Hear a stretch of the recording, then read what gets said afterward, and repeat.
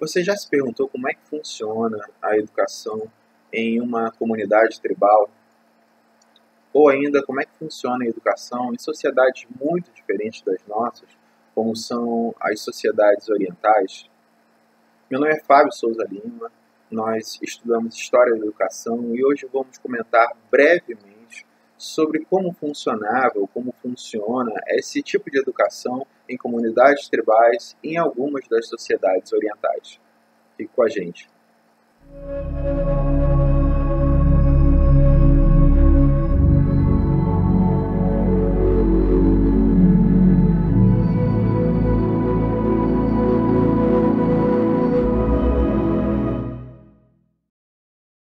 O mais importante a tratar ao falar das comunidades tribais é que não existia uma instituição responsável por levar a cultura, os saberes dos adultos para os mais jovens. Também não existia dentro das comunidades, ou existem dentro das comunidades tribais, um professor, isto é, alguém da tribo que seja responsável por transmitir a cultura, os saberes, os valores dos adultos da comunidade para aqueles jovens membros da comunidade. Então, na hora de analisar essas comunidades tribais, nós precisamos levar em consideração essa principal questão. Não é porque eles não eram organizados, a questão não é essa, não passa por isso. A questão é que a organização deles era diferente da nossa. Enquanto na nossa sociedade há essa instituição, a escola, existem os professores, para transmitir os nossos saberes, a cultura das nossas diferentes sociedades. Dentro da comunidade, de uma comunidade tribal, existe uma organização de transferência da cultura diferente da nossa. É essa questão e é isso que a gente precisa abordar. No entanto, vale ressaltar que é necessário que a gente entre nessa discussão sem a ideia dicotômica de que existe o certo, o errado, o bom e o mal. A cultura deles é diferente. A comunidade tribal trata o conhecimento que deve ser passado para os seus jovens de forma diferente. E é isso que a gente pretende ver.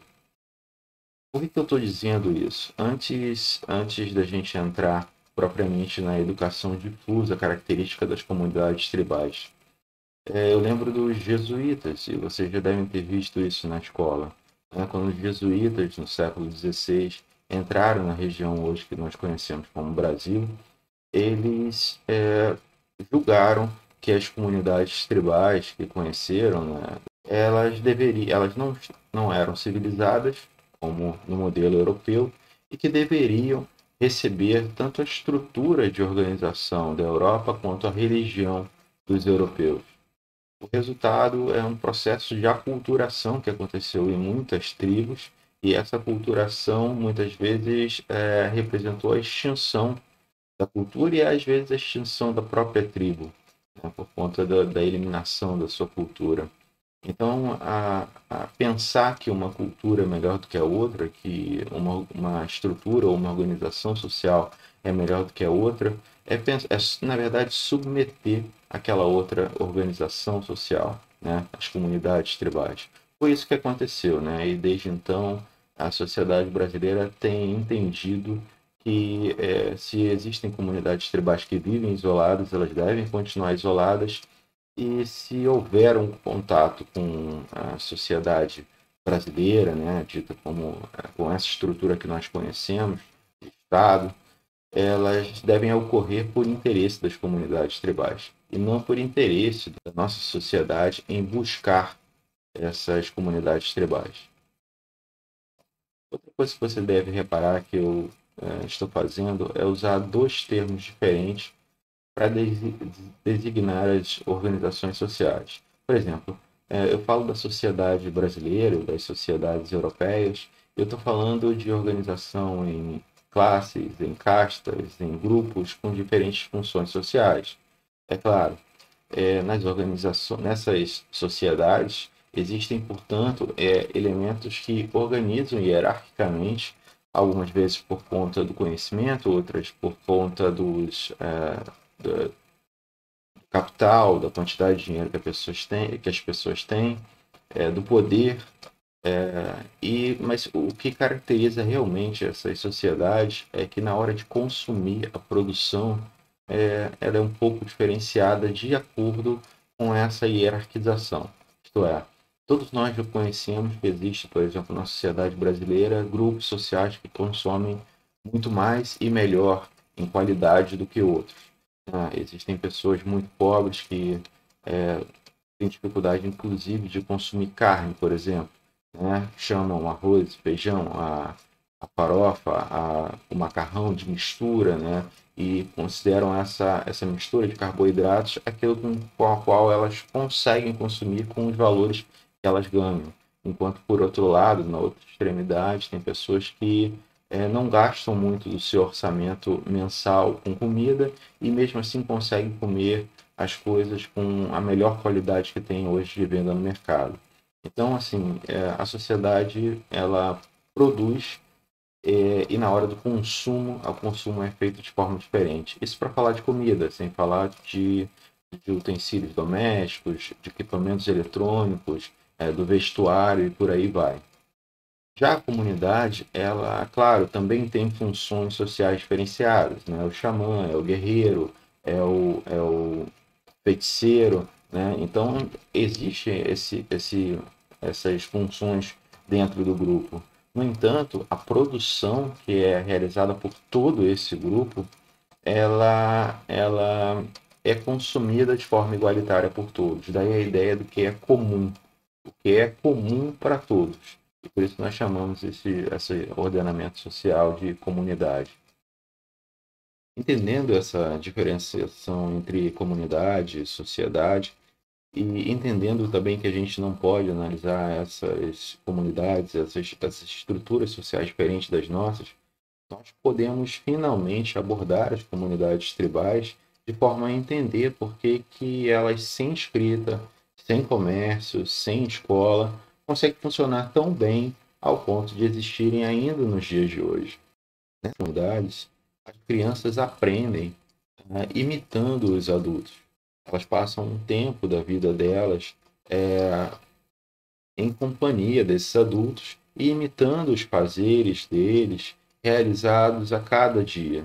O que, em certa parte, até é semelhante à nossa sociedade. Se você pensar que uma criança ela aprende a falar ouvindo e vendo os adultos falando em volta dela, né? Não é à toa que uma criança primeiro fala papai ou mamãe, porque ela está ali acompanhando seus pais, e os pais ficam repetindo a palavra papai, mamãe. Então essa criança normalmente fala papai e mamãe com dificuldade e depois vai aumentando a quantidade de palavras que ela tem para se comunicar. Da mesma forma, ela aprende a andar. Muita gente acredita que andar e falar são características próprias do ser humano e que naturalmente eles falam e andam. Mas a coisa não é bem assim, né? Existem casos de crianças que foram adotadas por animais e que nesses casos as crianças elas não aprenderam a falar e a andar, mas sim a se comportar de acordo com esses animais. Esse caso que está aí na tela, da Amala e da Kamala, dizem que é um pouco falseado, e que é mal documentado. Não vale a pena que a gente entrar numa discussão sobre isso, mas eu gostaria de trazer para vocês algumas imagens, só para mostrar que essas crianças elas teriam sido criadas por lobos, né? Vocês podem encontrar vídeos na internet, né, no YouTube, explicando como é que foi a criação, como é que foi o resgate dessas crianças e que depois que elas foram resgatadas, tiveram dificuldade para aprender a falar e também muita dificuldade para poder andar de forma ereta, isto é, em cima das suas duas pernas. Mas isso foi por conta, claro, dos anos que teriam passado com lobos. Outro caso, um pouco mais documentado, é da ucraniana Oksana Malaya. A Oksana Malaya, ela passou cerca de 5 anos, e justamente aqueles 5 anos em que a criança desenvolve a sua fala, né, as estruturas do cérebro desenvolvem esse processo de fala, e também ela não conseguiu aprender a andar de forma ereta. Vocês podem encontrar também, esse caso mais recente, porque é da década de 80, então tem bastante vídeo sobre isso, inclusive entrevistas com a Oksana já nos dias de hoje, quer dizer, mais próxima da nossa cultura. Então, o que aconteceu com ela é que ela latia feito cachorro, não conseguia se comunicar falando e andava em cima de quatro, né, usando o joelho como base. Eu trouxe esse exemplo para ilustrar como é importante esse processo de transmissão da cultura que é feito na nossa sociedade, no primeiro momento com os pais e depois com a escola, com os professores, e nas comunidades tribais é feito, claro, com os pais e com a presença de diferentes pessoas da comunidade ensinando seus afazeres para as crianças. Então, essa educação que a gente caracteriza como difusa, ela acontece por meio da imitação, e isso acontece pela quantidade de tempo, pela qualidade do tempo que a criança passa com diferentes membros daquela comunidade, aprendendo as suas funções, a tudo que se realiza com relação à produção dentro daquela comunidade, mas também acontece por meio de cerimônias. Essas cerimônias, muitas vezes, elas são realizadas pelo chefe, pelo feiticeiro, pelo xamã, e normalmente nessas cerimônias são momentos em que essas pessoas que têm essas funções dentro do grupo transmitem para os jovens os mitos, né, as histórias dos deuses, né, propriamente a sua religião. E através desses, o que chamamos hoje de mitos, né, da religião deles, daquilo que é passado para eles, eles aprendem como eles devem se comportar no mundo. Reparem, da próxima vez que vocês estudarem algum mito, que em toda a história do mito tem o exemplo de como a pessoa deve ser, estar e deve pensar dentro daquela comunidade, dentro daquele grupo. Os mitos servem, portanto, como forma educacional, isto é, uma forma de passar para aquelas crianças como é ser, estar, pensar dentro desse mundo, como é a cultura daquele grupo. Isto é, os mitos servem, portanto, como melhor forma educacional. E você tem uma imagem de um membro daquela comunidade usando chifres, provavelmente contando uma história de um guerreiro no passado, ou um feiticeiro, ou algum membro proeminente da comunidade, e como aquele membro proeminente se tornou propriamente proeminente. Então, tudo portanto, está relacionado a exemplo de como a pessoa deve agir dentro da comunidade, trazendo dentro daquele exemplo, a cultura daquela comunidade tribal. O aprendizado, em algum momento, ele também é avaliado, né? Existem os rituais de iniciação. Os rituais de iniciação normalmente são para avaliar se a criança ela absorveu o conteúdo necessário para se tornar um adulto dentro da comunidade ou então assumir determinada função.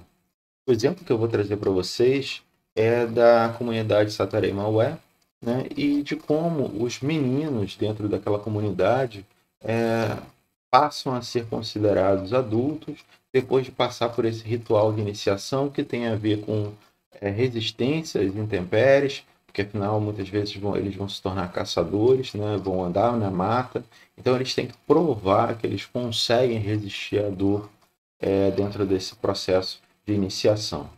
Dê uma olhada.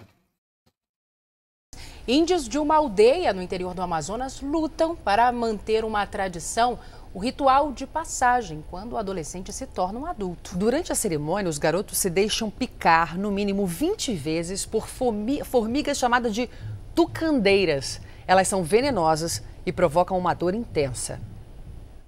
Tudo começa com a captura das formigas no mesmo dia do ritual. Os jovens que vão participar da cerimônia juntam folhas das guias de cajueiro.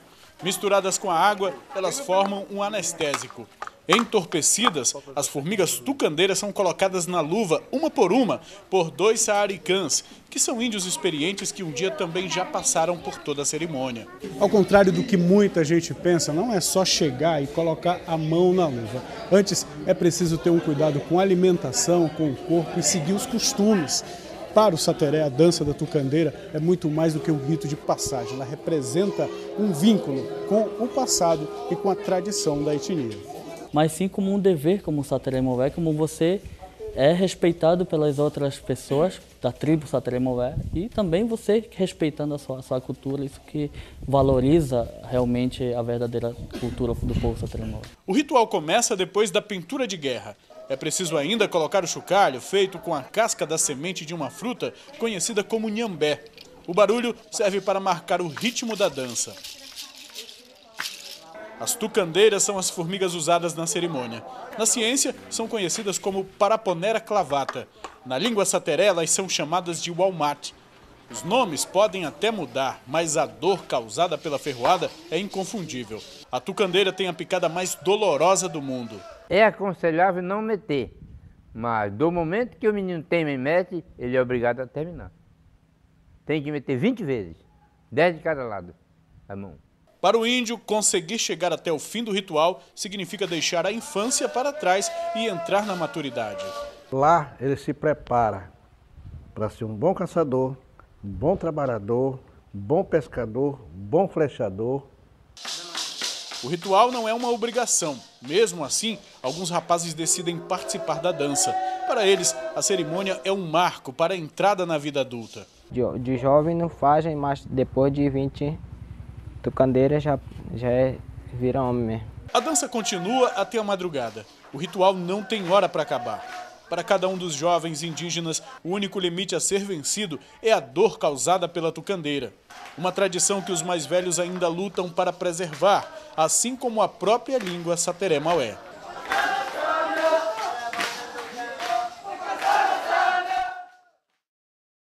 É comum dizer, portanto, que essas crianças elas aprendem com a vida e para a vida. Como vocês viram aí, como citou um chefes da aldeia, é que essa criança ela vai se tornar um bom flecheiro, guerreiro. Isso faz parte, portanto, do processo de torná-los adultos e de verificar se eles assumiram ou entenderam o conteúdo, todo o saber que precisavam até ali. Outra característica que vale a pena ser ressaltada é que o conhecimento nessas comunidades tribais é universal, ou seja, eles recebem todo o conhecimento que todos da comunidade têm. Não é diferenciado, não é hierarquizado, não é diferente para quem vai assumir determinada função ou outra, mas pelo menos no primeiro momento todo mundo ali recebe o mesmo conteúdo, a mesma cultura, os mesmos saberes que são daquela comunidade, o que é muito diferente da nossa, né? A gente tem aí batalhado no século XX, muita gente acha que isso foi sempre assim, mas a gente tem batalhado desde o século XX por uma educação básica de qualidade para todos e que seja pública. O interesse é que a mesma educação, os mesmos saberes sejam passados para toda a sociedade. E mesmo assim, depois de um século de batalha, né, a gente sabe que existem colégios que são melhores do que outros, colégios que têm professores, outros que não têm professores, colégios que têm professores bem remunerados e que podem fazer com que esses professores trabalhem exclusivamente para eles, e aí com isso eles estudam melhor, preparam material melhor, avaliam melhor os alunos. Isso para falar da escola. E fora a própria família do aluno, né, que muitas vezes consegue manter a criança sem trabalhar, consegue manter a criança dentro de um ambiente onde há literatura, onde há incentivo ao estudo, e isso acaba se refletindo no futuro, obviamente, né, no vestibular, onde a criança vai passar por uma universidade melhor, e outras acabam frequentando outras universidades, e por aí também se reflete na posição que essas pessoas vão ocupar dentro da sociedade. Então, nas comunidades, nós temos um conhecimento comum para todos, tá? Isso que é amplo, que é restrito, que é comum para toda a comunidade. Enquanto na nossa, nós acabamos, de uma forma ou de outra, hierarquizando. No caso da nossa sociedade, aqui, falando da brasileira, isso acontece muito mais por conta da quantidade de dinheiro, né, que as pessoas têm e da classe social que elas ocupam. Mas nós vamos ver outros exemplos um pouco mais à frente. O que é importante ressaltar para a gente terminar essa parte de comunidades tribais é que o crescimento dessas comunidades acaba tendo um efeito de necessidade de organização. Por que eu estou dizendo isso? Você pode pensar que, dito tudo que foi dito, é melhor viver na nossa sociedade porque nós temos mais conhecimento e é organizado e nós recebemos de uma forma melhor. Tudo bem, entendo isso e até concordo. No entanto, as comunidades, elas também podem se transformar em sociedade. E normalmente isso acontece da seguinte forma. Uma comunidade começa a crescer muito, e ela precisa se organizar. Quando ela precisa se organizar, esse normalmente é o ponto em que surge a escrita. A escrita é algo maravilhoso, nós entendemos isso. No entanto, com o surgimento da escrita, também surge um movimento de hierarquização dentro daquela antiga comunidade que se transforma em sociedade. Isso porque, desde a antiguidade, existiam grupos em que havia privilegiados com acesso à informação, com acesso aos saberes, e outros grupos que acabam não sendo privilegiados, né? Que acabam sendo preteridos dentro daquela sociedade e que acabam não tendo acesso a esses saberes. Isso vai acontecer desde sempre, desde a invenção da escrita nessas comunidades. Eu sei que tem uma orientação em que se estima que a escrita tenha começado por volta de 3.500 a.C. E esse bloco de argila aí é um exemplo do que seria essa escrita. Tá? Uma escrita suméria, né? Eu sei, vocês estão vendo pontinhos, mas isso já significava a intenção dos homens naquele momento de contar as coisas, de escrever as coisas, de organizar as coisas por meio desses tablets. E o termo é esse mesmo, tablet, né?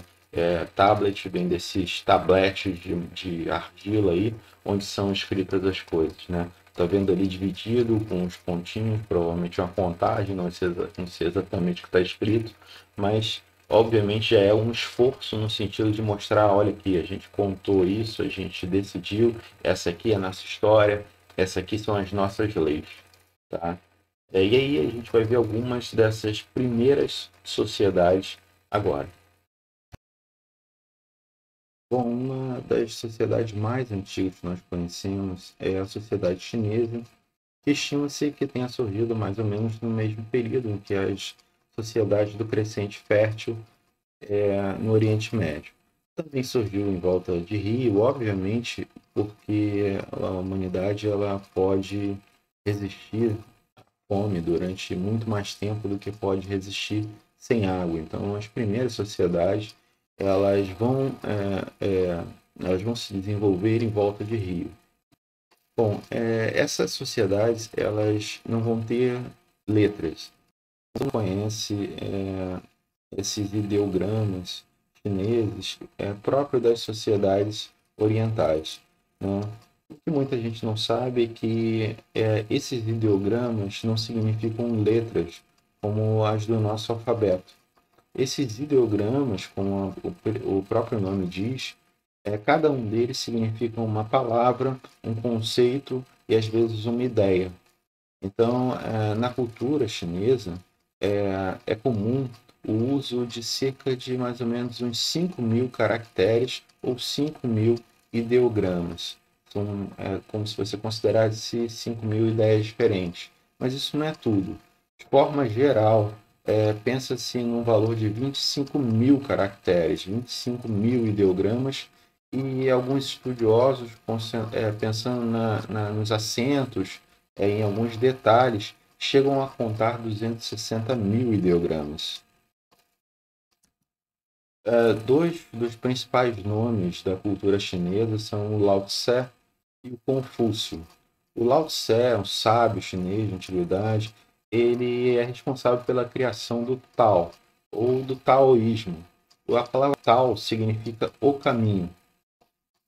Você pode perceber daí que esse ensino, através da linguagem, através da escrita, tem, obviamente, um cunho moral, tem, obviamente, um cunho de ética, como acontece em todas as outras culturas, tá?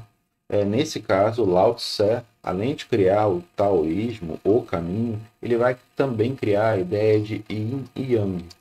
Yin e Yang é um símbolo que todo mundo já viu, é esse aqui que está aparecendo na tela. A ideia do Yin e Yang é que aquilo que é bom existe, pode existir em grande força, mas existe alguma coisa que é mal dentro dele. A mesma coisa funciona com o mal, que dentro do próprio mal existe alguma coisa que pode ser boa. E eles estão colocados de forma a se equilibrar. E isso funciona a harmonia, assim funciona a harmonia do universo. Mas a ideia aqui do Lao Tse é a harmonia do universo e a forma como você tem que se comportar e agir nesse mundo de forma a buscar harmonia. Sabendo que você pode ser um pouco mais para o preto, um pouco mais para o branco, um pouco mais para o que é considerado bom ou o que é considerado mal, mas que você tem que buscar dentro desse conceito uma harmonia.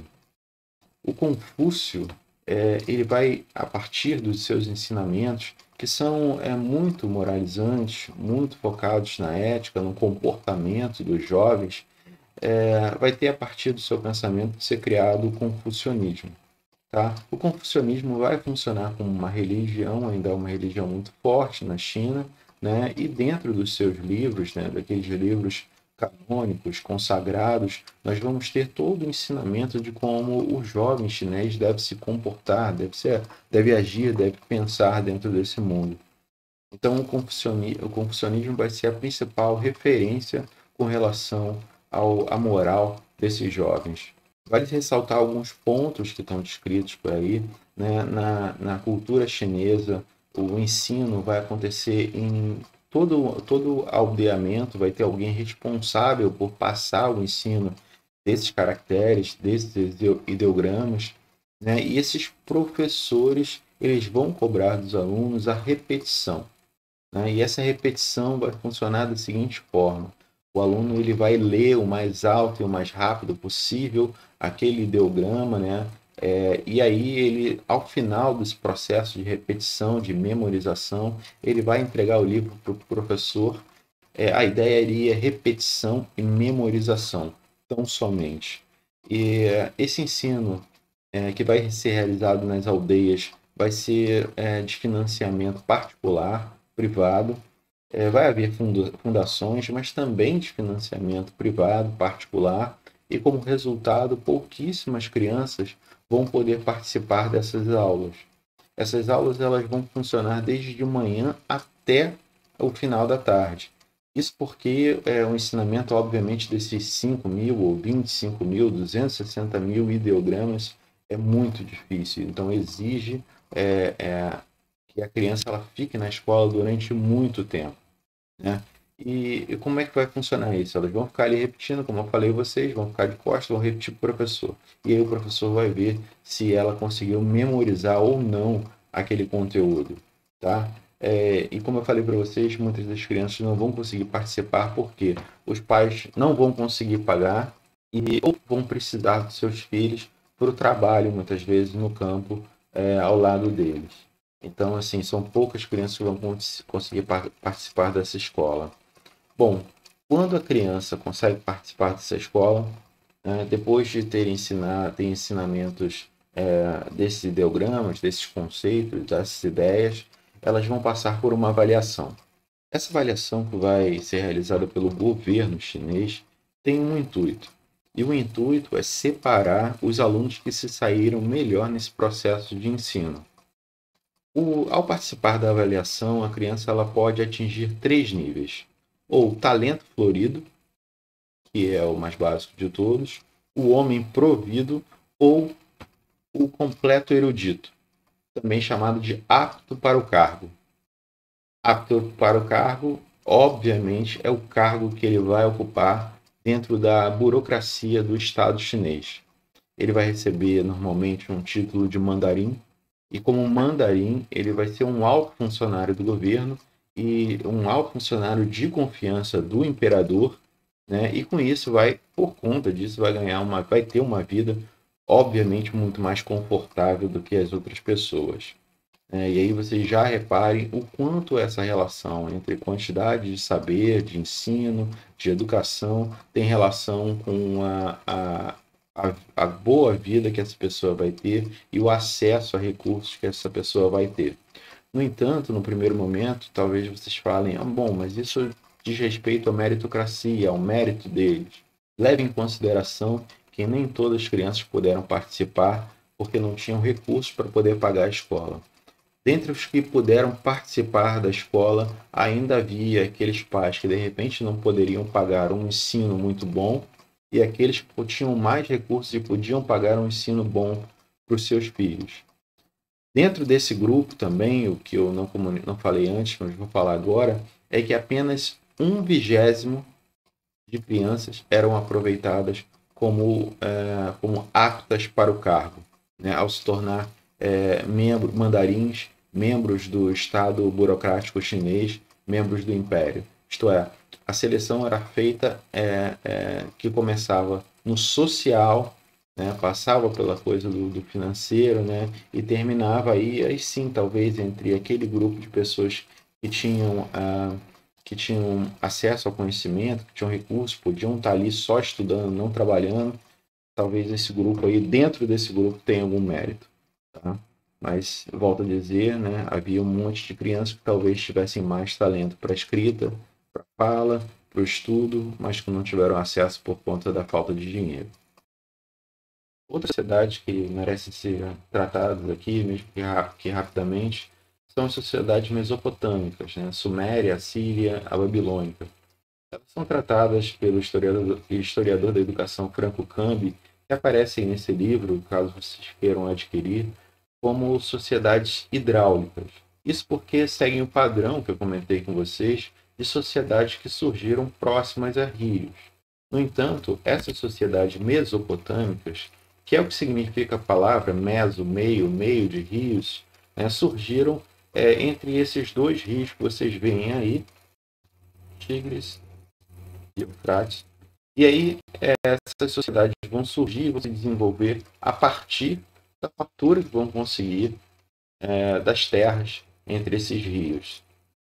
Bom, de maneira geral, essa e as próximas sociedades que eu vou citar, elas têm sacerdotes, segundo o Franco Cambi comenta. Esses sacerdotes, eles vão ter um conhecimento que vai ser oferecido pelo Estado e esse conhecimento vai separá-los das funções que são manuais no dia a dia dessa sociedade. O pouco que nós sabemos, né, essa separação, ela caracteriza os sacerdotes como uns membros proeminentes dentro da sociedade.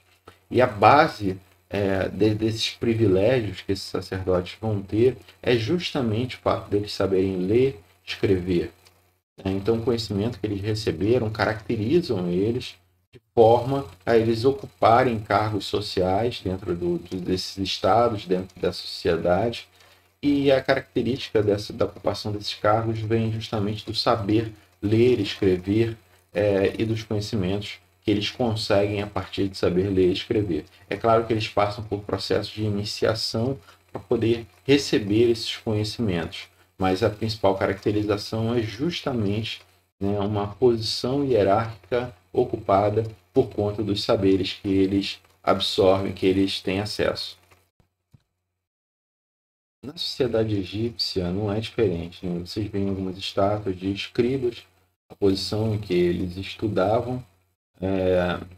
Eles, obviamente, também fazem um processo de iniciação para ter acesso aos conhecimentos, ocupam cargos dentro da sociedade que são cargos favorecidos, né? Eles não precisam trabalhar manualmente, são separados das pessoas que fazem trabalhos manuais e, claro, ele tem uma posição hierárquica, como eu falei, superior dos outros.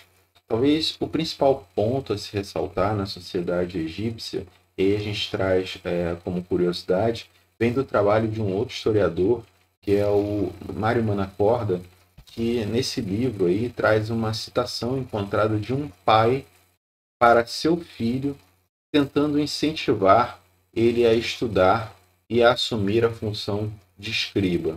E aí vem a citação: eis que não existe uma profissão sem que alguém dê ordens, exceto a de escriba, porque é ele que dá ordens. Se souberes escrever, estarás melhor do que nos ofícios que te mostrarei.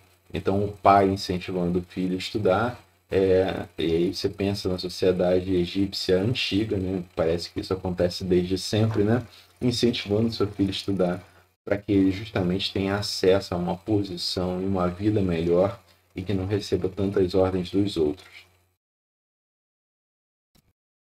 A sociedade judaica vai manter os mesmos pontos que eu citei para vocês, vai ter como principal referência o Talmud e a Torá, que são dois compêndios de livros que vão ensinar a mesma coisa para os hebreus, isto é, como se comportar, como ser, estar e pensar no mundo, né? E você vai ter dentro desses livros um compêndio moral, ético, de como as pessoas devem se comportar nesse mundo que eles vivem, dentro da sociedade que eles vivem. Talvez o principal ponto interessante da sociedade judaica, que vale a pena citar, é que no século VI eles começam a construir a ideia de... Isso, século VI a.C. Eles começam a construir a ideia de que os profetas são aqueles que têm a função na sociedade de ensinar os valores morais, né, a partir da Talmud, da Torá, ensinar tudo que eles sabem da cultura deles para os mais jovens membros daquela sociedade. Então, os profetas se transformam em professores. Uma citação da época diz que os profetas são os responsáveis por ensinar as crianças do povo eleito de Deus, né, que seria o povo eleito de Deus. Então, aí os hebreus, com as mesmas características dos outros povos, mas a partir do século VI, construindo a ideia de que o profeta tem essa função dentro da sua sociedade. E o interessante para a gente aqui no Ocidente, para os dias de hoje, é que eu não sei se vocês repararam, mas a palavra profeta e a palavra professor tem semelhança muito grande.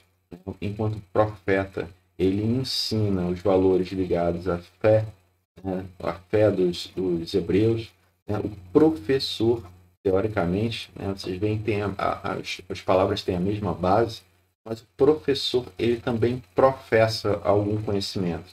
E o conhecimento que ele professa é um conhecimento baseado, é um conhecimento dos valores da sociedade, não necessariamente nos valores religiosos, mas os valores da sociedade, também a ciência, também o conhecimento, a cultura daquela sociedade. Então, essa proximidade entre a palavra profeta e professor, ela tem uma raiz, e tem uma raiz nessa comunidade judaica. Bom, eu deixei por último a sociedade indiana, e tem motivo para isso, vou falar daqui a pouco.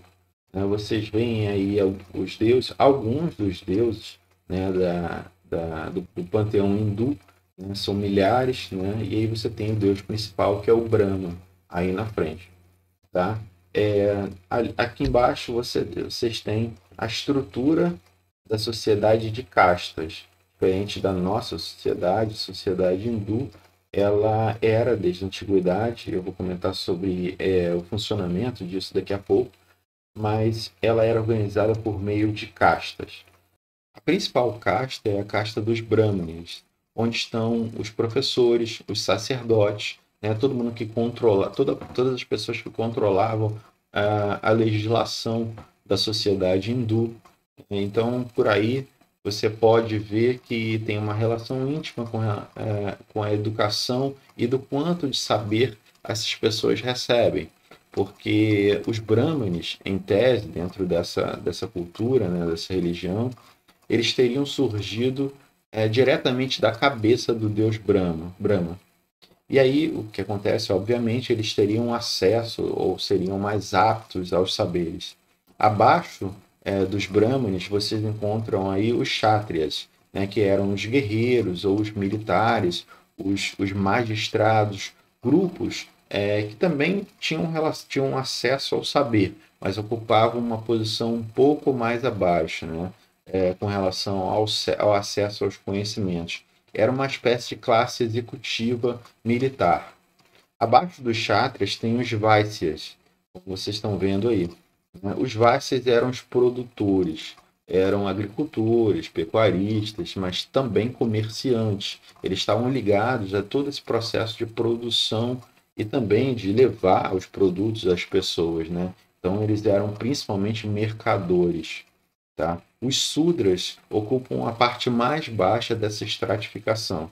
Eles não recebem estudos, não é destinado a eles nenhum conhecimento, tá? Eles não recebiam educação, o trabalho deles era um trabalho de artesãos, né? Eles trabalhavam com as mãos, porque não recebiam nenhum conhecimento teórico, nenhum estudo.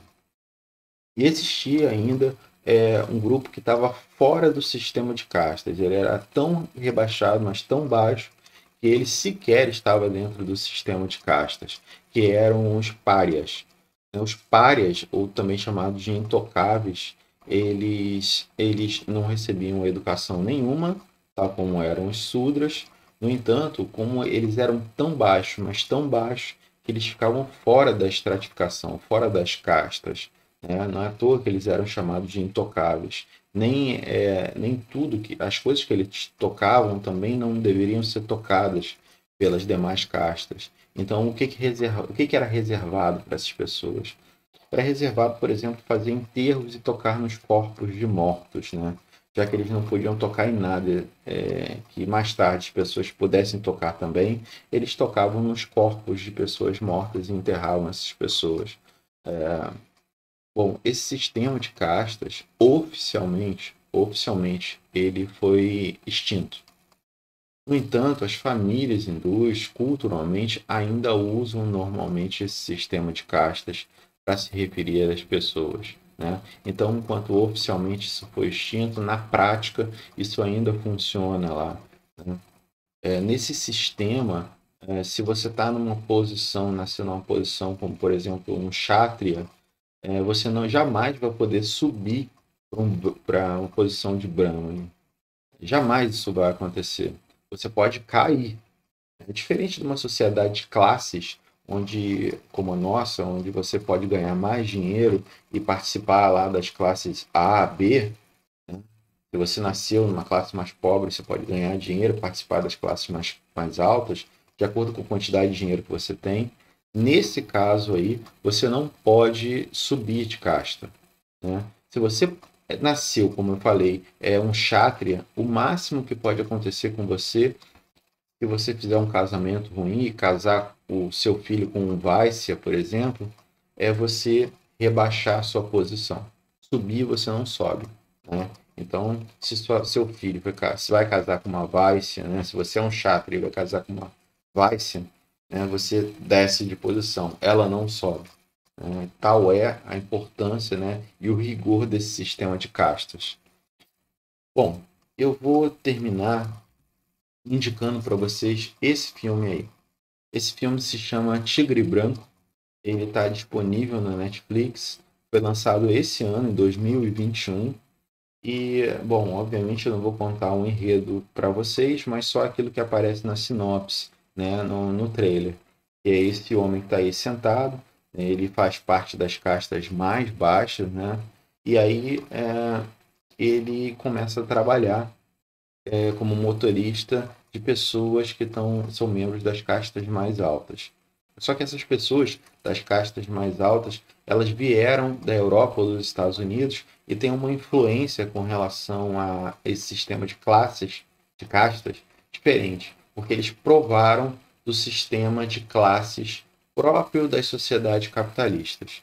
E aí o resultado é que esse rapaz aí que está aí sentado, das classes mais baixas, ele também começa a ter, mesmo não tendo tido nenhuma educação, ele também começa a ter contato com esse sistema onde não se respeita as castas onde nasceu, mas sim a quantidade de dinheiro que as pessoas têm.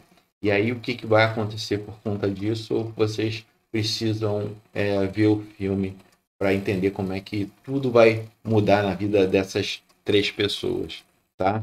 Então eu recomendo o filme, ele está lá na Netflix, foi lançado esse ano, é um filme para você curtir, pensando nesse sistema de castas e na influência do capitalismo nos dias de hoje, lá na Índia, tá? Que está sendo completamente reorganizada, né? Porque pensa, né? O capitalismo está se tornando forte nesse país, e no capitalismo o que a gente respeita é a quantidade de dinheiro que você tem.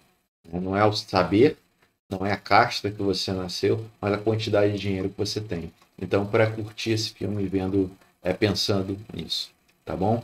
Espero que eu tenha contribuído para os saberes de vocês. Aguardo vocês para uma próxima aula. Um grande abraço. Até lá. Tchau.